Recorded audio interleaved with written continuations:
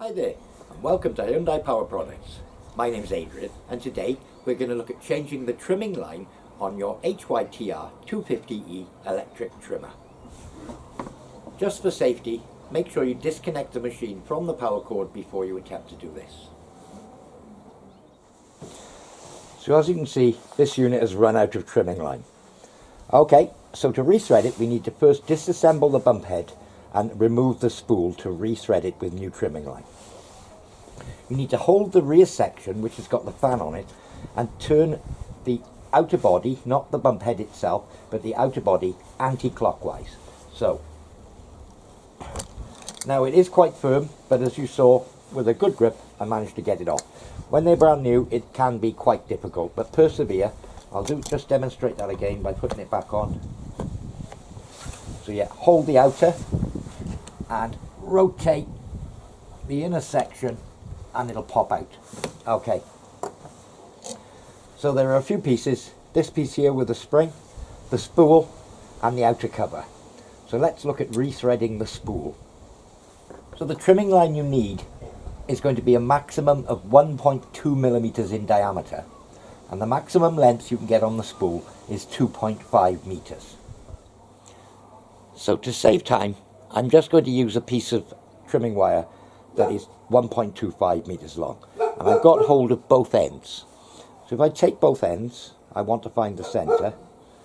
So I'll just stretch it out and find the center. Okay, so I'll grab hold of that center point.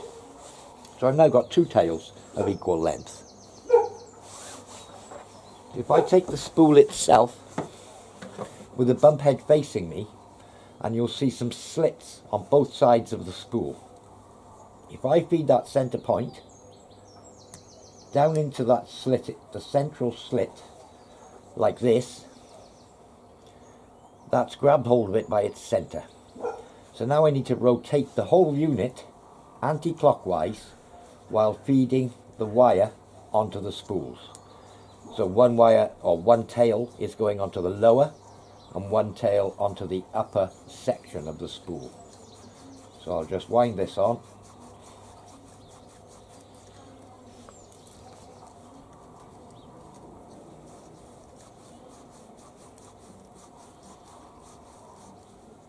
Okay, I'll stop there. And that's leaving a tail about 150 mil long. So if I take this lower section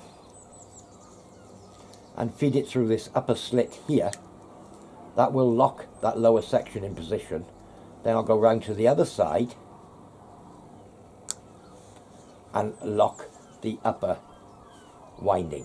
So the upper winding's coming into this one and the lower one going into the one opposite.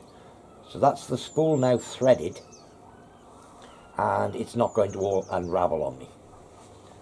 So the next thing we need to do is to take one of the ends and feed it through one hole in the outer body. I'll just hold on to that. We can take the other end and feed it through the other hole. And I'll just hold on to that. Then we can feed the bump head in with the protruding bit in first, taking care not to trap the wire. And we can pull the two wires through. Okay, so you can see that's now all loaded up. However, the two wires are trapped in the grooves. Now we need to go back to the unit, making sure that the spool stays inside. I can push it back down on the spring. Again, the opposite of the way we took it apart. Push it in against the spring, turn anti-clockwise, and that's locked it in position. Okay, so now we need to release the two parts of cable from those little grooves. So just take hold of them. That's that one.